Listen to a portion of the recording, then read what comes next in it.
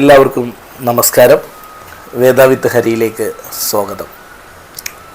നമ്മളെല്ലാവരും ക്ഷേത്രങ്ങളിൽ പോകുന്നതും വഴിപാടുകൾ നടത്തുന്നതുമൊക്കെ നമ്മുടെ ജീവിതത്തിൽ മാറ്റം വരണം എന്നാഗ്രഹിച്ചിട്ട് തന്നെയാണ്. നമ്മളിപ്പോൾ പോകുന്ന രീതിയിൽ പോയിട്ട് കാര്യമില്ല, അല്ലെങ്കിൽ നമ്മളിപ്പോൾ പോകുന്ന രീതിയിൽ കൂടുതൽ പുരോഗമനം നമുക്ക് വേണം എന്നാഗ്രഹിച്ചിട്ട് തന്നെയാണ്. അപ്പോൾ നമുക്ക് ജീവിതത്തിൽ മാറ്റം വരണം എന്നാഗ്രഹിക്കുന്നവരോട്, അല്ലെങ്കിൽ അവർ സ്വമേധയായി ചോദിക്കേണ്ടത് അതിനായി നമ്മൾ എന്ത് ചെയ്തു എന്നതാണ്.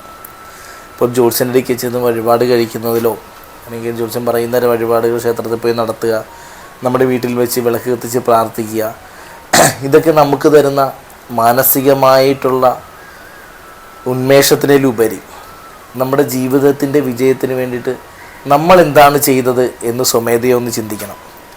ഇപ്പം ദൈവാധീനമായാൽ തന്നെയും ക്ഷേത്ര ദർശനവും വഴിപാടുകളൊക്കെ നമുക്കതിനുള്ള വാതിലുകൾ തുറന്നു തരുന്നതും അതിനുള്ള മാർഗ ദർശനം മാത്രമേ ആകുന്നുള്ളൂ. ആ മാർഗത്തിലൂടെ നടന്ന് ആ വാതിലിൽ പ്രവേശിക്കേണ്ടത് നമ്മളാണ്. അപ്പം നമ്മൾ നമ്മളോട് തന്നെ ചോദിക്കേണ്ടത് അതിന് നമ്മളുടെ ജീവിതത്തിൽ നമ്മൾ വരുത്തിയിട്ടുള്ള മാറ്റം എന്താണ് എന്നതാണ്. നമ്മൾ അതിനു വേണ്ടിയിട്ട് എന്താണ് ചെയ്യേണ്ടത് എന്ന് നമുക്കൊന്ന് വളരെ ലളിതമായിട്ടൊന്ന് നോക്കാം. ഇപ്പോൾ ക്ഷേത്ര വഴിപാടുകളൊക്കെ കഴിച്ചെങ്കിൽ തന്നെയും നമ്മുടേതായ ചിന്താരീതിക്കും പ്രവർത്തനങ്ങൾക്കൊക്കെ നമ്മൾ തന്നെ മാറ്റം വരുത്തണം. എനിക്ക് ദോഷമുണ്ട്, അല്ലെങ്കിൽ എനിക്ക് കടബാധ്യതയുണ്ട്, സാമ്പത്തികമായിട്ട് ഉയർച്ച വരുന്നില്ല, എൻ്റെ ജീവിതം പരാജയമാണ്, അല്ലെങ്കിൽ എനിക്ക് മാത്രം എന്താണ് ഈശ്വരൻ ഇങ്ങനത്തെ ഒരു വിധി തന്നത്, എങ്ങനെയൊക്കെ നെഗറ്റീവായിട്ടുള്ള ചിന്തകൾ മനസ്സിൽ നിന്ന് ആദ്യം മാറ്റാനായിട്ട് പ്രത്യേകം ശ്രദ്ധിക്കുക. എല്ലാവരിൽ നിന്ന് വ്യത്യസ്തമാക്കുന്നത് അവരുടെ പ്രവർത്തന രീതിയും അവരുടെ ചിന്താരീതിയും തന്നെയാണ്. ഇപ്പം എല്ലാവരുടെയും ചിന്തകളും പ്രവർത്തനങ്ങളും ഒക്കെ വ്യത്യസ്ത തലങ്ങളിലായിരിക്കും. അപ്പം നമുക്ക് ഇന്നു മുതൽ ഒരു തീരുമാനം എടുക്കാം. ഞാൻ ഇന്നു മുതൽ എൻ്റെ സ്വഭാവ രീതിയും എൻ്റെ പെരുമാറ്റ രീതിയും എൻ്റെ പ്രവർത്തന രീതിയും എൻ്റെ ജീവിതത്തിൽ മൊത്തത്തിലൊരു മാറ്റം ഞാൻ കൊണ്ടുവരും എന്നൊരു പ്രതിജ്ഞ തന്നെ എടുക്കണം. എങ്കിൽ മാത്രമേ നമ്മൾ ഈ വഴിപാടുകൾ കൊണ്ടോ ഇല്ലെങ്കിൽ ക്ഷേത്ര ദർശനം കൊണ്ടൊക്കെ ഒരു ഫലം ഉണ്ടാവുകയുള്ളൂ. ക്ഷേത്ര ദർശനത്തിന് മുമ്പ് മനസ്സിനെ ശുദ്ധമാക്കുക, മനസ്സിൽ മറ്റുള്ളവരുടെ വിജയത്തിൽ അസൂയ തോന്നാതിരിക്കാൻ ആദ്യം നമ്മൾ ശീലിക്കുക, മറ്റുള്ളവരെ പറ്റി കുറ്റം പറയാതിരിക്കാൻ പ്രത്യേകം ശ്രദ്ധിക്കുക. ഈ രണ്ട് കാര്യങ്ങളും മാറ്റിയാൽ തന്നെ നിങ്ങളുടെ ജീവിതത്തിൽ വളരെ വലിയ വ്യത്യാസം ഉറപ്പായിട്ടും വരും. മറ്റുള്ളവർ എന്തു തന്നെ ആയാലും നമ്മൾ അവരെ പറ്റിയുള്ള കുറ്റം മറ്റൊരാളോട് പറഞ്ഞാൽ ആ ദോഷം നമുക്ക് വന്നു ചേരും എന്നല്ലാതെ നമ്മൾ കുറ്റം പറയുന്ന ആൾക്ക് യാതൊരുവിധ ദോഷവും സംഭവിക്കുന്നതല്ല. അപ്പോൾ ആദ്യം നമ്മൾ മറ്റുള്ളവരുടെ കുറ്റങ്ങളെ പറയുന്നത്, അത് നേരിട്ട് പറയുന്നതാണെങ്കിൽ അവരുടെ സ്വഭാവത്തെ മാറ്റാനായിട്ട് ഉപകരിക്കും. നമ്മൾ മറ്റുള്ളവരോടൊരിക്കൽ ഒരു കുറ്റമായിട്ട് പറയുന്നത് നമ്മുടെ ജീവിതത്തെ അത് നെഗറ്റീവായിട്ട് ബാധിക്കും. ആ ഒരു കാര്യം നിങ്ങളുടെ ജീവിതത്തിൽ ആദ്യം നിങ്ങൾ മാറ്റുക. അതുപോലെ തന്നെയാണ് മറ്റുള്ളവരുടെ ഉയർച്ചയിൽ അസൂയ തോന്നുന്ന ആ രീതിയും മാറ്റുക. നമുക്കുള്ളതിനിൽ നമ്മൾ തൃപ്തരാകാനായിട്ട് നമ്മളെല്ലാവരും ശ്രദ്ധിക്കുക. ഇപ്പം നമ്മുടെ കഴിവ് കൊണ്ട് നമ്മുടെ ജീവിതത്തിൽ ഈ രീതിയിൽ എത്തിയിട്ടുള്ളത് അത് നമ്മുടെ താഴത്തെ നമ്മളെക്കാൾ വളരെ മോശാവസ്ഥയിൽ ജീവിക്കുന്നവരെ വെച്ച് ചിന്തിച്ചാൽ അവരുടെ സ്വപ്നമാണ് നമ്മുടെ ഇപ്പോഴത്തെ ജീവിതം.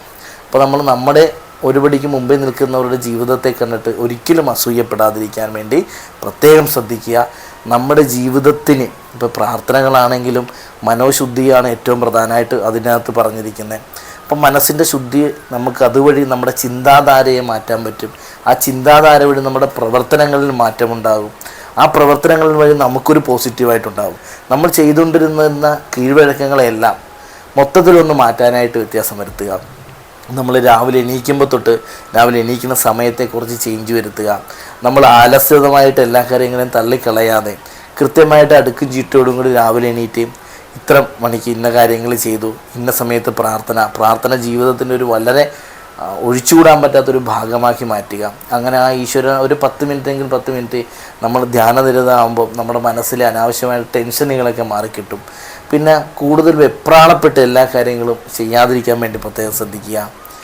കഴിഞ്ഞ കാര്യങ്ങളെപ്പറ്റി ആലോചിച്ച് ടെൻഷനടിക്കുന്ന സ്വഭാവം, ഇത് വളരെ ഇമ്പോർട്ടൻ്റ് ആയിട്ടുള്ളൊരു കാര്യമാണ്. നമ്മൾ നേരത്തെ പറഞ്ഞ 2 കാര്യങ്ങളെ കൂടാതെ വളരെ ഇമ്പോർട്ടൻ്റ് ആയിട്ടുള്ളൊരു കാര്യമാണ് കഴിഞ്ഞ കാര്യങ്ങളെപ്പറ്റി ടെൻഷൻ അടിക്കുന്നതായ രീതി. അതൊന്ന് മാറ്റുക. കാരണം കഴിഞ്ഞ കാര്യങ്ങൾ കഴിഞ്ഞത് തന്നെയാണ്. അതേപ്പറ്റി ടെൻഷൻ അടിച്ചാൽ കഴിഞ്ഞ കാര്യങ്ങളിൽ മാറ്റി ചെയ്യാനായിട്ട് സാധിക്കുന്നതല്ല. ചെയ്യാനുള്ള കാര്യങ്ങളെ ആലോചിച്ച് ചെയ്യാൻ വേണ്ടി ശ്രമിക്കുക. അതാണെങ്കിൽ നമ്മൾ കഴിഞ്ഞതിനെപ്പറ്റി സങ്കടപ്പെട്ടതായ ആ രീതിയെ നമുക്ക് മാറ്റിയെടുക്കാൻ പറ്റും.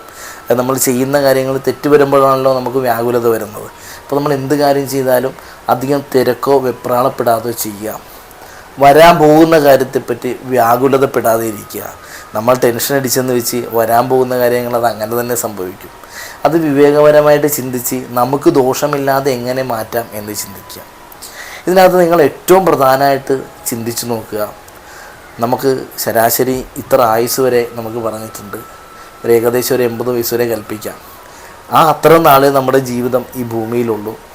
അതിൻ്റെ ഇടയ്ക്ക് നമ്മൾ ചെയ്യുന്നതും വരാൻ പോകുന്ന കാര്യം ഈ 80 വയസ്സ് കൊണ്ട് തീർന്നു. അതിനുശേഷം ആ കാര്യങ്ങളോ നമ്മളോ ഈ ഭൂമിയിലില്ല.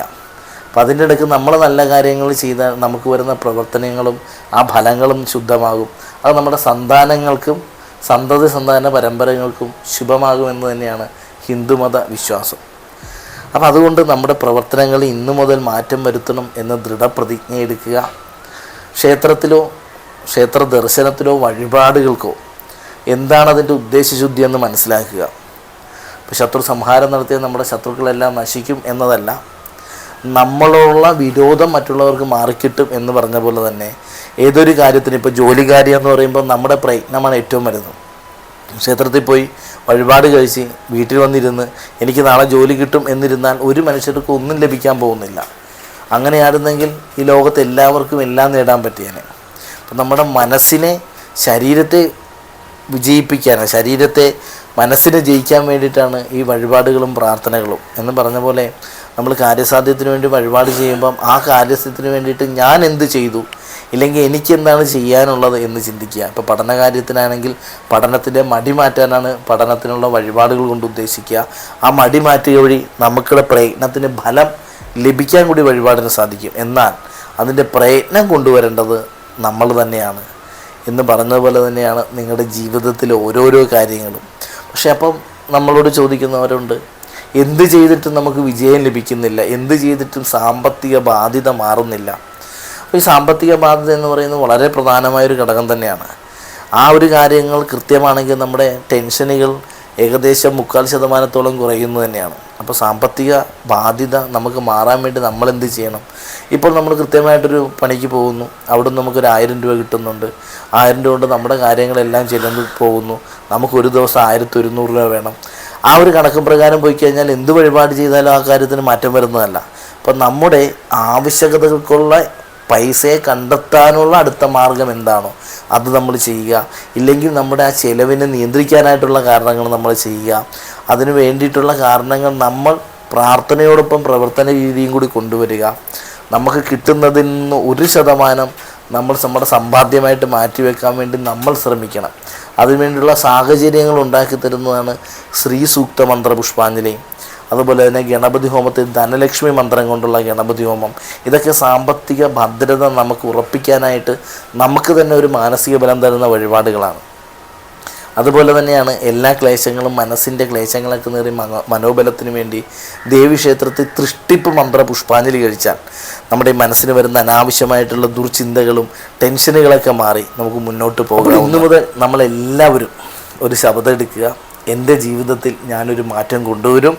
എൻ്റെ ജീവിതത്തിൽ പ്രാർത്ഥന ഒരു ദിനചര്യയായിട്ട് ഞാൻ കൊണ്ടുവരും. എൻ്റെ ജീവിത മാറ്റത്തിന് വേണ്ടി ഞാൻ ഇന്ന കാര്യങ്ങൾ ഉപേക്ഷിച്ചു എന്ന് നിങ്ങൾ എഴുതി വയ്ക്കാൻ വേണ്ടി ശ്രമിക്കുക.